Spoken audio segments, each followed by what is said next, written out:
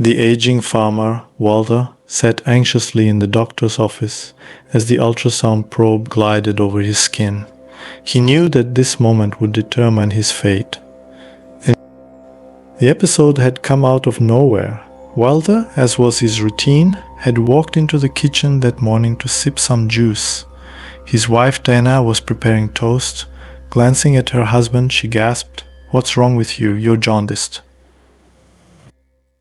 The doctors initially suspected hepatitis, given his recent bouts of illness.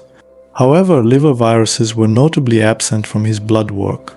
Fearing the worst, a tumor, Walther underwent an ultrasound and CT scan. Upon receiving the scans, the doctor furrowed his brow as he studied the images. "Do I have cancer?" Walther asked bluntly. "You have a tumor, but I'm confident it's not malignant," the doctor replied.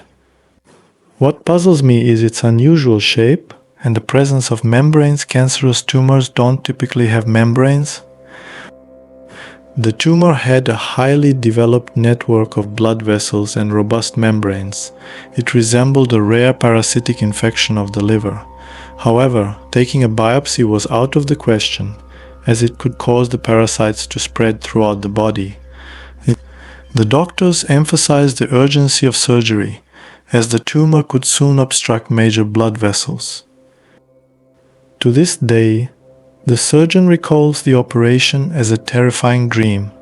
"I could have killed a person," he exclaimed. As he operated on Walter's liver, he discovered a tiny human embryo attached to it. The surgery was immediately halted, and the doctors, perplexed by this unusual finding, sought to preserve the embryo's life. Obstetricians prepared a container for freezing the embryo. Upon waking from anesthesia, Walter's first question was, "Do I have cancer?" The doctor's response left him speechless.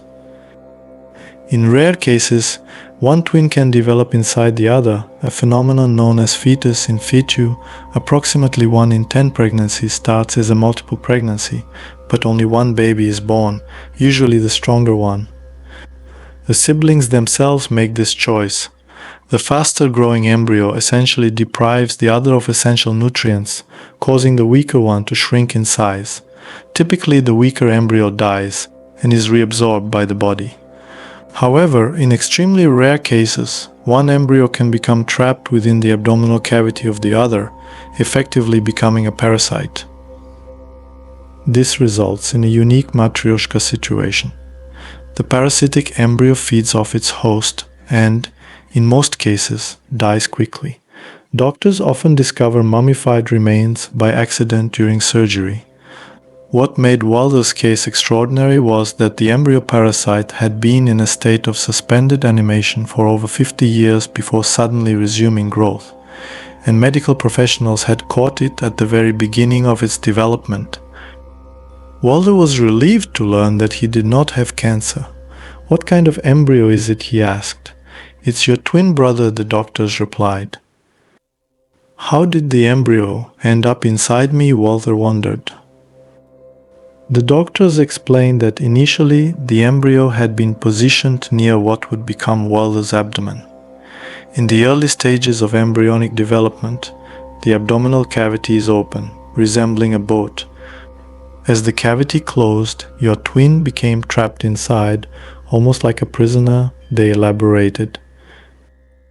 The doctors candidly admitted that this embryo was a significant medical find, and that they intended to perform a full-fledged experiment by implanting it into a surrogate mother. They hoped to find an infertile couple willing to adopt the baby after its birth. "Can we adopt him?" Walther asked, feeling a strong connection to his long-lost brother. "Can I be the surrogate mother?" Dana, his wife, interjected, understanding her husband's desire. It took 3 months to prepare for the implantation. Dana underwent extensive testing, and at 37 years old, she was declared perfectly healthy. The obstetricians gave their approval, and the procedure was scheduled. Just a month after the birth, the couple gathered their numerous relatives and friends for a christening ceremony. They named the baby after Walther's late father, who had passed away several years ago. Neither he nor his wife, who had died earlier, ever knew they had not one but two sons. Benna radiated maternal joy, and their two daughters looked on with wonder as their father doted on the newborn. Soon after, the genetic test results confirmed what the doctors had suspected: the baby was indeed Walther's brother.